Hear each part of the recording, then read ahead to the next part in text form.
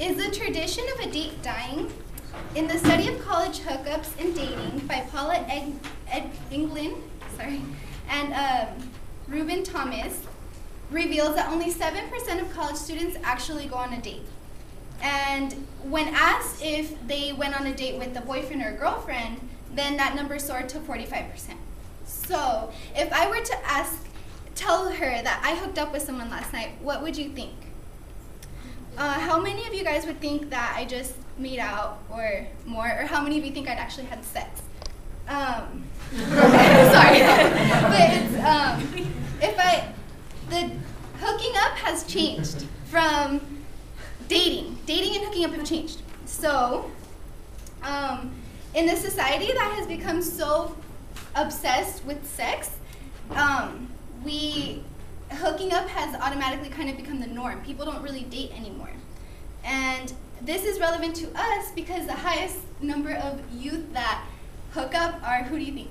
College students, and that's what we are. So, in the 50s and 60s, dating was a boy or a guy asking a girl to go on a date with him several days in advance, to go to the movies or a dance or some kind of event. But now we don't really go out on a date. Only 7%, like I said, actually go out on a date. So I'm going to talk to you about how dating used to be, what it means now, and how different dating and hooking up really are in reality. So, like I said, in the 50s and 60s, dating was when you would ask someone several days in advance if they would like to go out with you. And in that time, gender roles were really prevalent, so what a man should be like and what a woman should be like, and sex wasn't really talked about in society. So it was kind of a taboo thing. So if a guy or a girl wanted to hook up with someone and do things, I guess, they had to actually go on a date to do them.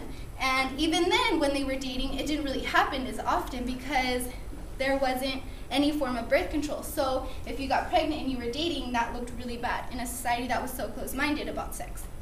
But in the 60s, the invention of the birth control pill changed what society thought about sex completely. So women went from, you can't touch me because then if I get pregnant, you know, what's going to happen, to, oh, I can have sex and I'm not going to get pregnant, and you know, there's this amazing little pill that'll let me have sex and not get pregnant. So that completely changed society's view of sex, and from that point on, it started going more into what sex is today, which the media and society says it could be a casual thing and it's okay. So hooking up. What is the definition of hooking up? Hooking up is defined as anything from kissing to non-genital touching to oral sex to actual intercourse. And according to England and Thomas, in the decline of dating and the rise in college hookup and courtship and marriage, sorry, that was a lot to say, only 20% of students said they have never hooked up. So that still leaves 80% of kids who have hooked up at least one time. So that just goes to show you that hooking up has become very prevalent in our society and very natural almost, that anybody hooks up. Only 20% of college students say they have never hooked up.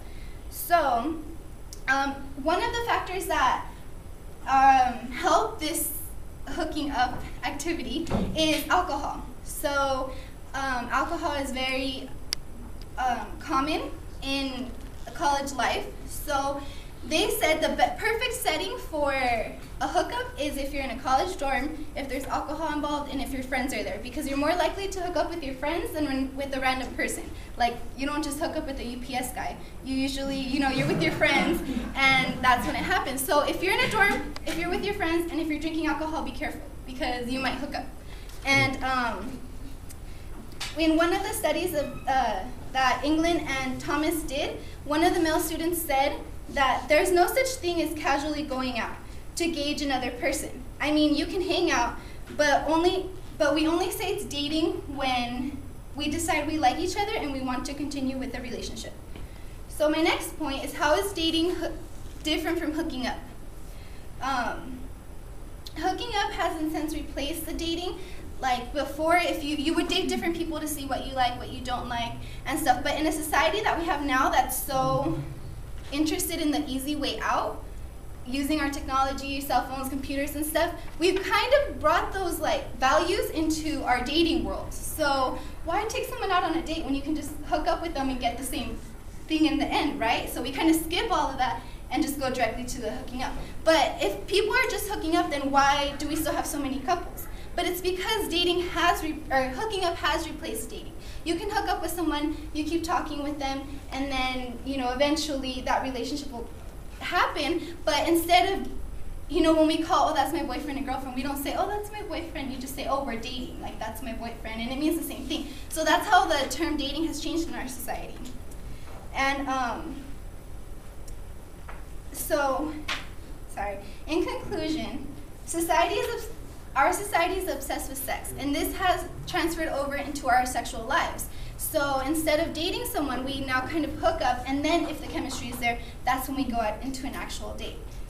But I want to warn you guys that, just because like our idea of dating has changed, it doesn't mean it doesn't mean that everyone is doing it. So if don't feel like you have to hook up with someone because everyone's doing it and that's how I date now. And it doesn't have to be like that. You still have to remember that you're your own person, and if you want to date, if you're the kind of person who's into dating and no hooking up, then that's fine too. And you also have to be careful because there's a lot of diseases out there. So yes, we're college students. Yes, a lot of the factors that do lead to hooking up we have, but it doesn't mean it has to be like that. And if it does get to that point, remember to use precautions because it's dangerous.